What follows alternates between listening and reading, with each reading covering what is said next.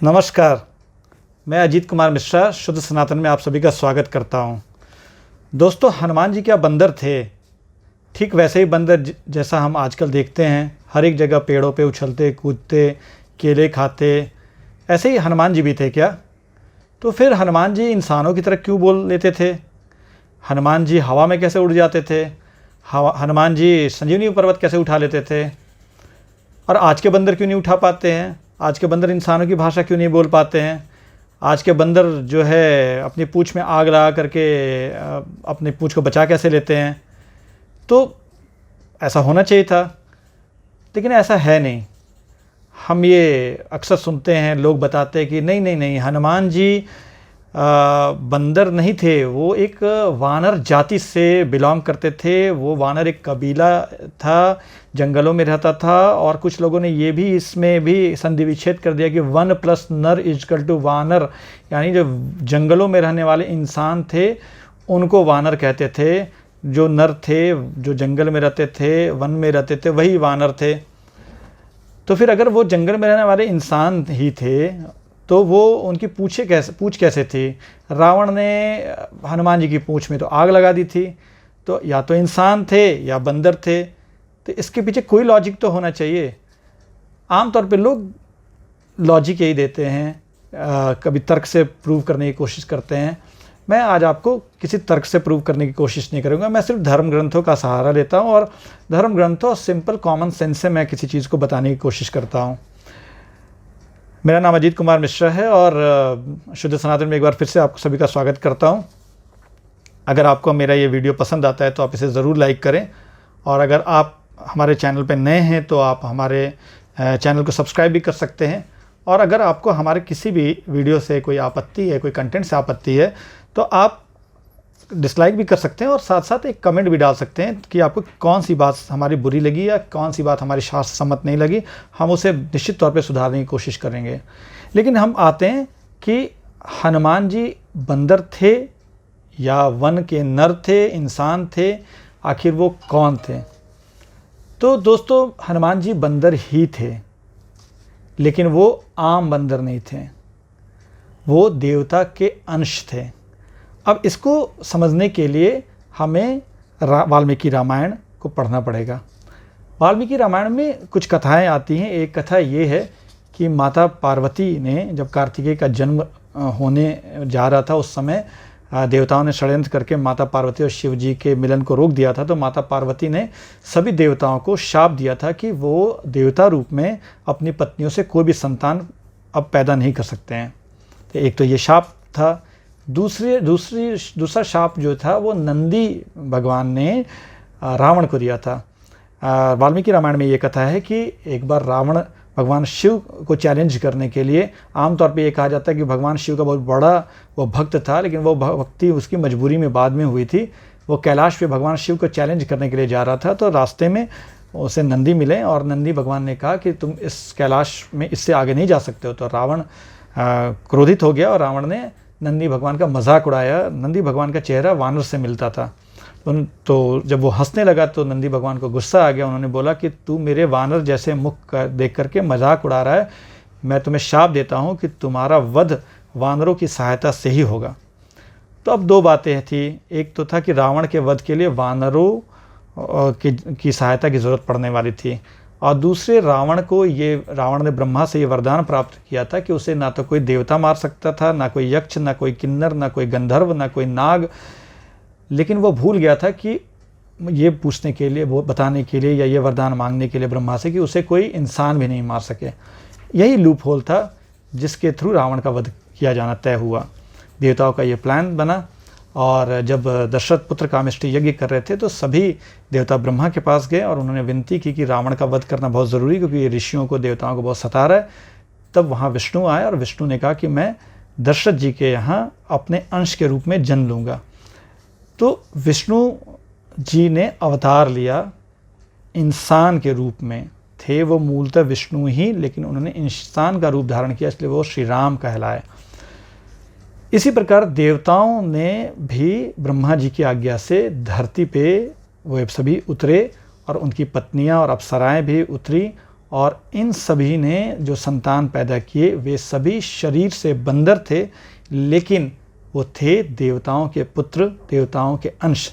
जैसे हनुमान जी जो थे वो वायुदेव के अंश पुत्र थे और उनकी माता अंजना जो थी वो पुंजिक स्थला नाम की अप्सरा थी। तो ठीक वैसे ही जैसे भगवान विष्णु ने इंसान का शरीर धारण किया और श्री राम कहलाए, उसी प्रकार जो हनुमान जी थे वो बंदर के शरीर में देवता के पुत्र थे। अब चूंकि बंदर का शरीर ज़रूर था लेकिन थे तो देवता के पुत्र, इसलिए वो विशिष्ट थे। तो बंदर के शरीर को धारण करने के बावजूद वो इंसानों की तरह बोल सकते थे, क्योंकि देवता बोल सकते हैं। वो देवताओं की तरह शक्तिशाली थे, इसलिए वो हवा में उड़ भी सकते थे, देवताओं की तरह माया भी जानते थे वो, और इसी प्रकार वो पहाड़ इतने शक्तिशाली थे कि वो पहाड़ भी उठा सकते थे। इसी तरीके से सुग्रीव जो थे वो सूर्य के अंश पुत्र थे, जिन्होंने वानर शरीर धारण किया था, बंदर का शरीर धारण किया था। तो जिस प्रकार श्री राम आम इंसानों से अलग थे इंसान के शरीर में ही, लेकिन वो विष्णु के अवतार थे, इसलिए वो ईश्वर थे। उसी प्रकार देवताओं के अंश के रूप में हनुमान जी भी जो थे वो थे देवता के अंश पुत्र, लेकिन उन्होंने बंदर का शरीर धारण किया था। उसी प्रकार सुग्रीव ने सूर्य के अंश थे, इसलिए उन्होंने वानर का शरीर धारण किया था, पर थे वो भी सूर्य पुत्र। इसी तरह वाली जो था वो इंद्र का पुत्र था, तो उसने भी उसका भी जो शरीर था वो वानर का था, बंदर का था, लेकिन था वो भी देवता का पुत्र। इस प्रकार जामवंत ब्रह्मा के पुत्र थे, उनके अंश थे। तो इन लोग ये सभी थे देवता के पुत्र, लेकिन इन्होंने शरीर धारण किया था बंदर का, लेकिन वो आम बंदरों के जैसे नहीं थे। इसीलिए जब ये एक बड़ी गौर करने वाली बात यह है कि पूरे रामायण में जो युद्ध होता है राम और श्री राम और रावण का, तो इसमें कोई भी इंसान शामिल नहीं होता है। इसमें ये युद्ध है राक्षसों और देवताओं के बीच का। विष्णु भगवान इंसान का रूप धारण करके श्री राम बन करके आते हैं, अवतार लेते हैं। पवन देव अपने अंश पुत्र के रूप में हनुमान को उत्पन्न करते हैं, और सभी देवता हैं, सभी देवताओं के पुत्र हैं। और ये लड़ाई देवताओं और राक्षसों के बीच में है, और इंसान केवल एक स्पेक्टेटर है, एक दर्शक है। जैसे कोई नाटक होता है ना, तो नाटक में अलग अलग जो एक्टर्स होते हैं वो अलग अलग रोल के लिए अलग अलग रूप, अलग अलग ड्रेस पहनते हैं, और इसका जब वो ख़त्म हो जाता है तो वो सभी वापस चले जाते हैं। उसी प्रकार रामायण में जो बंदर का शरीर धारण करके जो सभी देवताओं के पुत्र उतरे थे, देवताओं के पुत्रों ने जन्म लिया था, देवताओं के अंशों ने जन्म लिया था, उसी प्रकार इंसान के शरीर को धारण कर विष्णु ने अवतार लिया था।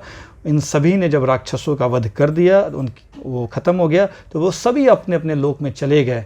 सिर्फ हनुमान जी, जामवंत, द्वैध और मयंद, द्विविद और मयंद, ये चार लोग जो हैं पृथ्वी पे कुछ काल तक रहे, जिसमें हनुमान जी आज भी चिरंजीवी हैं। तो और इसके बाद जैसे ही एक प्रयोजन खत्म हुआ, ये सभी लोग स्वर्गलोक में चले गए, भगवान विष्णु के लोक में चले गए। और इनके लिए इसीलिए इसको लीला कहते हैं, क्योंकि ये एक तरीके का नाटक है, एक तरीके का गेम था जो देवताओं ने राक्षसों का वध करने के लिए खेला था। इसमें इंसान की कोई भागीदारी नहीं थी, ये हमारे कल्याण के लिए खेला गया था, हमें शिक्षा देने के लिए खेला गया था। इसलिए इसे राम लीला कहते हैं, राम का की लीला, इसलिए इसे गेम ऑफ द गॉड कहा जाता है, प्ले ऑफ द गॉड कहा जाता है, खेल है। तो ईश्वर लीला रचते हैं, और वो देवता और विष्णु दोनों ये सभी लोग मिल करके धरती पे अलग अलग वेश शरीर धारण करते हैं, पक्षियों का, पशुओं का। विष्णु ने तो मत्स्य का भी रूप धारण किया था, शरीर धारण किया था, तो वो मछली नहीं थे। अब आप कहेंगे कि भाई मत्स्य अवतार अगर विष्णु ने लिया था और इंसानों की तरफ बोलते तो आज की मछलियाँ क्यों नहीं बोलती हैं? तो वो शरीर मछली का धारण किया था, पर थे तो वो विष्णु। उसी प्रकार विष्णु ने श्री राम का रूप धारण किया था, परंतु वो आम इंसान की तरह नहीं थे। उसी प्रकार हनुमान जी बंदर थे, लेकिन वो देवता के पुत्र थे, इसलिए वो देवताओं की तरह पढ़े लिखे भी थे, उनके पास बुद्धि भी थी, उनके पास शक्तियाँ भी थी, वो रूप भी बदल दे सकते थे। क्या आज का बंदर कोई रूप बदल सकता है? या कभी कभी बंदर रूप बदल सकता है? बंदर पहले भी थे, बंदर बाद में भी हैं, लेकिन ये लोग विशिष्ट बंदरों के शरीर धारण किए हुए देवता लोग थे। इसलिए हमें इन सब चीज़ों में पढ़ने की ज़रूरत नहीं है कि वो तो एक कबीला था, वो एक वानर नाम का कबीला है, वन नर से वो बना है, और तो फिर आप फंस जाएंगे, क्योंकि फिर वाल्मीकि रामायण में आप कहाँ का डिफेंड करते चलेंगे कि पूछ फिर कहाँ से आ गई, फिर हवा में कोई बंदर कैसे उड़ सकता है, या कोई कबीला ही अगर है, कोई वानर एक इंसानों का कबीला थे कि इंसान हवा में कैसे उड़ सकता है। तो भाई साहब ये सिंपल सी बात है कि शरीर धारण देवताओं ने किया, वो कोई भी शरीर धारण कर सकते थे, उन्होंने बंदरों का शरीर धारण किया, और बंदरों का शरीर धारण करके उन लोगों ने आम बंदरों से कोई बातचीत नहीं की, ना आम बंदरों से वो मिलते जुलते थे, क्योंकि वो सभी देवता थे, करोड़ों करोड़ देवता जो थे, लाखों लाख करोड़ों करोड़ देवताओं ने, केवल देवताएं नहीं, यक्ष गंधर्व किन्नर, इसके अलावा बड़े बड़े महर्षियों ने, जो ब्रह्मर्षि थे, उन्होंने भी पृथ्वी पे अवतार लिया, और अवतार लेकर के अपने अपने पुत्रों को, जैसे सुषेण जो थे वो मारीच ऋषि के पुत्र थे, नील जो थे वो अग्नि के पुत्र थे, नल जो थे वो आपको विश्वकर्मा के पुत्र थे जिन्होंने सेतु बांधा। तो ये सभी ने बंदरों का शरीर धारण किया था, पर थे देवताओं के पुत्र। इसलिए अगर कोई आपसे ये कहता है कि ये लोग अगर बंदर थे तो आज के बंदर कैसे पिछड़े रह गए, वो क्यों नहीं बात कर रहे हैं इंसानों की तरह, वो हवा में क्यों नहीं उड़ रहे हैं, ये सब सभी कपोल कल्पना की बातें हैं। धर्म में ये संभव है, क्योंकि ये आस्था का विषय है, और आस्था का विषय इसलिए देवतागण जो हमारे हैं वो कोई भी शरीर धारण करते हैं। वो इंद्र जो हैं वो तोते का भी रूप धारण कर सकते हैं, इंद्र मयूर का भी रूप धारण कर सकते हैं, सभी देवी देवता कोई भी रूप धारण कर सकते हैं। आपने इतने शास्त्रों में पढ़ा हुआ है, तो फिर कन्फ्यूज़न की कोई बात नहीं है। कछुए का रूप विष्णु ने धारण किया है, वाराह का रूप विष्णु ने धारण किया, पर हैं तो विष्णु। अब आप ये तो नहीं कहेंगे दूसरे वाराह विष्णु के जैसे क्यों नहीं किसी चीज़ को, पृथ्वी को धरती से उठा लेते हैं। तो दोनों में अंतर है। शरीर धारण कर लेने से हम वही नहीं हो जाते हैं। अगर हनुमान जी ने बंदर का शरीर धारण किया था तो वो आम वानर नहीं थे, वो तो आज पृथ्वी पे वो विशिष्ट वानर के रूप में, जो बंदर के रूप में सिर्फ और सिर्फ हनुमान जी चिरंजीवी हैं। लेकिन उनका कोई ना, आम तौर पे जो नॉर्मल बंदर हैं उनसे कोई लेना देना नहीं है। वो कदली वन में वास करते हैं, माता पार्वती की, माता सीता के कृपा प्रसाद से उन्हें भोग मिलते रहते हैं। महाभारत में पूरे के पूरे वर्णन है, वो भीम से मिलते हैं। और देखिए, अगर सभी बंदर बोल सकते थे तो महाभारत में या रामायण में आम बंदरों को क्यों नहीं बोलता दिखाया गया? महाभारत में तो जंगल में युधिष्ठिर रहे थे, कोई दूसरा बंदर भी उनसे बात कर लेता। सिर्फ वहाँ अगर कोई इंसान की भाषा बोलते हुए कोई बंदर नज़र आते हैं तो वो हनुमान जी हैं, जब वो भीम से मिलते हैं। तो इसका मतलब ही ये है कि बंदर का शरीर जरूर था, पर वो देवता के पुत्र हैं, देवताओं के अंश हैं ये सभी बंदर। और इनका कार्य जब पूरा हो गया, ये सभी लोग राम राज्य की स्थापना होने के बाद ये सभी लोग अपने अपने लोक में उसी प्रकार चले गए जिस प्रकार भगवान विष्णु ने श्री राम के रूप में इंसान का शरीर धारण किया था। और जैसे ही उनका प्रयोजन पूरा हुआ, वो अयोध्या में सरयू नदी की तरफ बढ़ते गए, और धीरे धीरे करते करते वो साक्षात उसी शरीर के साथ वो वैकुंठ चले गए, विष्णु के रूप में कन्वर्ट होते हुए। बड़े अद्भुत सा वर्णन है रामायण में, आनंद रामायण में भी, कि जब राम गुप्तार घाट की तरफ बढ़ते जा रहे तो धीरे धीरे राम का शरीर जो है विष्णु के शरीर में कन्वर्ट होता जा रहा है, और विष्णु के रूप में बदल जाते हैं, और वो सीधे वैकुंठ चले जाते हैं। तो शरीर का त्याग करते जाते हैं, शरीर ही कन्वर्ट होने लग जाता है, और कन्वर्ट होते होते वो वैकुंठ चले जाते हैं। इसी प्रकार सभी वानर भी चले जाते हैं अपने अपने लोग, खासकर स्वर्ग लोग कुछ चले जाते हैं, कुछ वैकुंठ लोग चले जाते हैं। सभी भगवान विष्णु के चारण हैं, सभी विष्णु के भक्त हैं, तो सभी भगवान विष्णु के साथ वैकुंठ भी चले जाते हैं। तो इस प्रकार आज से अगर कोई आपसे कन्फ्यूज़न करे तो आप ये बता सकते हैं कि वो बंदर ही थे, लेकिन वो देवताओं के पुत्र थे। उन्होंने बंदरों का सिर्फ शरीर धारण किया था, वो आम बंदर नहीं थे। आज के लिए इतना ही मेरे सभी दोस्तों। अगर आपको मेरा ये वीडियो पसंद आता है तो आप इसे ज़रूर लाइक करें, और अगर आप नए हैं तो आप इसे सब्सक्राइब भी कर सकते हैं हमारे चैनल को। अगर आपको हमारे ग्रंथों में जो शास्त्र संबंध बातें दी गई उसको जानना है तो आप हमारे वेबसाइट www.shuddhasanatan.org पे भी विज़िट कर सकते हैं। वहाँ आपको बहुत सारे धर्म ग्रंथों से निकाली गई ऐसी बातें मिलेंगी जो बहुत ही शास्त्र सम्मत हैं और बहुत ही यूनिक हैं। तो आज के लिए इतना ही मेरे सभी दोस्तों, मैं आप सभी से विदा लेता हूँ। फिर मिलेंगे, जल्दी मिलूँगा नए वीडियो के साथ। तब तक के लिए नमस्कार।